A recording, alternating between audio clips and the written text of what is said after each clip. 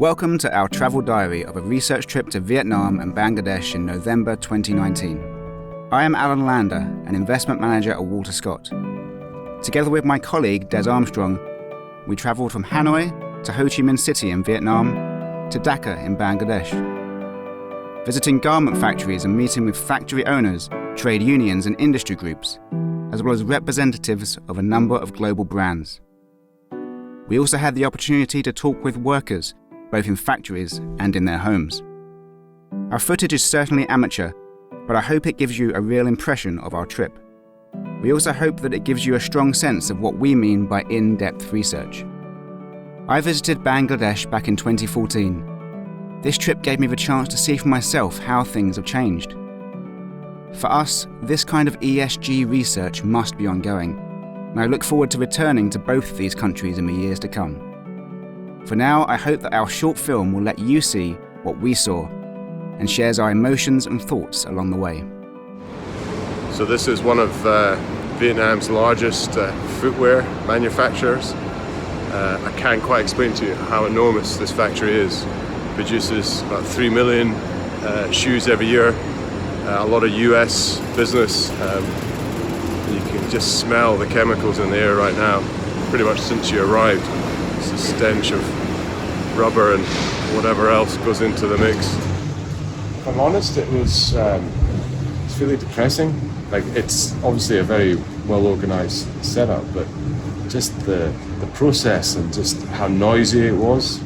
It's just, that guy that had to put the shoe together, like almost like breaking a shoulder every time that he was doing it. So I think it's very efficient, but just quite a tough working environment. I think having done a trip similar to this 5 years ago, what I saw yesterday at the factory in Vietnam was really quite forward-thinking in terms of the use of automation. There was proof of concept it is possible to take some of these tasks which I've always been told are very, very difficult to automate, and actually start to mechanise them and use simple templates to allow a level of automation which brings greater efficiency and greater productivity to these factories. And with that productivity, there is the potential for workers to ultimately be paid more. And I think that's really what we'd like to see to create a sustainable industry over the long term.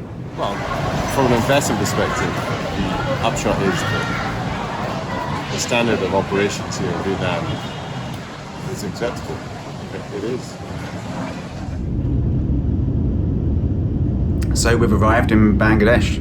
It's our first day looking at the industry here and comparing it to what we saw in Vietnam. I was here back in 2014, and that was pretty shortly after the Rana Plaza disaster in the city here, when a garment factory collapsed and killed over 1,100 garment workers. And at that point in time, when I was here, there was what was the start of an unprecedented level of industry collaboration to try and deal with some of the issues seen in the Bangladeshi garment industry, in particular concerns around the fire safety and the structural building safety of some of the factories in the industry. So this is another factory. You see the factory over there. But along here, as you're just seeing, all of the shops are starting to open up because everyone's about to finish their shift. So get some food and then head back to the slum.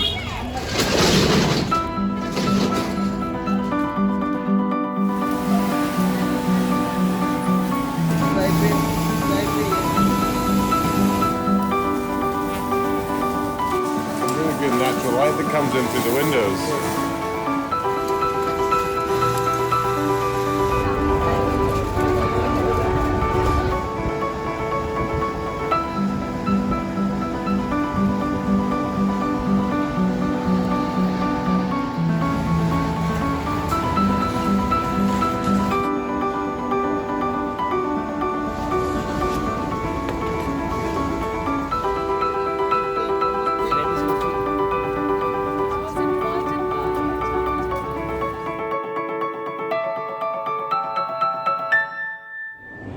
We've just come to the end of our first day here in Dhaka in Bangladesh, and Today we've met with, again, a whole range of different voices from across the industry, but also met with a number of workers in their homes in the slum.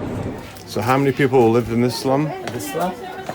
Right now, this slum near to 50,000. Say that again? 50,000. 50,000, okay. Yeah. Wow.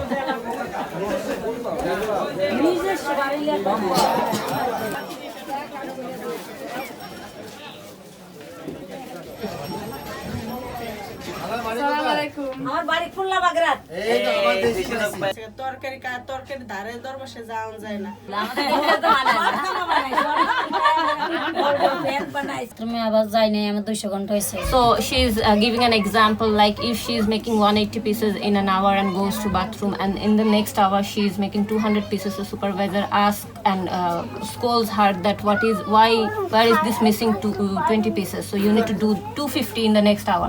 And she replies back like, we have a life, we are also human, you are not giving us that amount of salary, so it's very difficult for us to work. And supervisor behaves bad and do verbal abuse. With the increase in minimum wages, have they been able to afford to buy more things? 1800 টাকা দেয় No, they cannot buy more things because whenever their salary increase, the house rent increase before that. So for the coming January, their landlord has increased the house rent three months back. And the fruits and the groceries, these prices of these things also rises up. So it never gives that surplus so that they can buy more things. Yeah, it's been a pretty brutal experience today, really. So I was here 5 years ago, and at that point in time, it was after Rana Plaza. There was all the focus on sorting out that issue, and there's no doubt huge progress has been made in terms of making the factories safe again. So I think we can safely say, on the evidence of the meetings that we had today, that for workers in these factories, they're in a much safer position. Then it's much less likely that they're going to be caught in the factory when there's a fire and there's no fire exits to get out of work, or fire exits are blocked off. The flip side of that is speaking to the workers themselves. It's pretty clear that what they're getting paid on a real basis is not improving, and if anything, has actually been going backwards. After we'd been in the slum, we went to a sort of local convention centre that they have and met with a few of the sort of leaders within the slum that were trying to sort of better educate many of the women in the working force about how to engage better with each other and with also their superiors within the factory. And it was actually incredibly inspiring how engaged all of the people attending the session were. But it's just heartbreaking to see real frustration and just emotion about the situation and how helpless they seem to be. We just had our last meeting here in Bangladesh. The contrast has been really quite stark. So in Vietnam, we saw what was an extremely structured industry, from the government level right down to the worker level, and certainly that industry is set up to see significant growth over the next few years.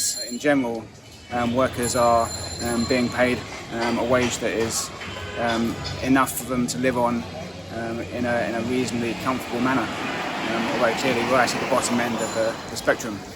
Contrast that to Bangladesh, and it couldn't be more different. That's all coming together with a lot of pressures on the industry in Bangladesh, and it feels like we're at something of a tipping point. And so it'll be very interesting to see over the next few years whether Bangladesh can come through this and continue to be a successful sourcing destination for the Western brands. So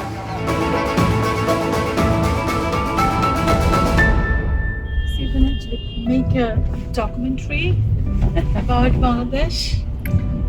Essentially, yeah. Literally done the video. Lander, perfect timing. We're rolling. Rolling. Right, come on, we're rolling. You're rolling. I'm absolutely roasting to death here as well. I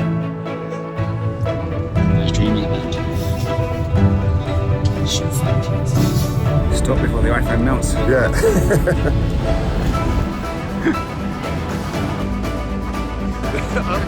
Immigration update. morning. 2:30 in the morning. Everyone else has gone home. Do you have to walk? Okay. Yeah, I'm coming in yet.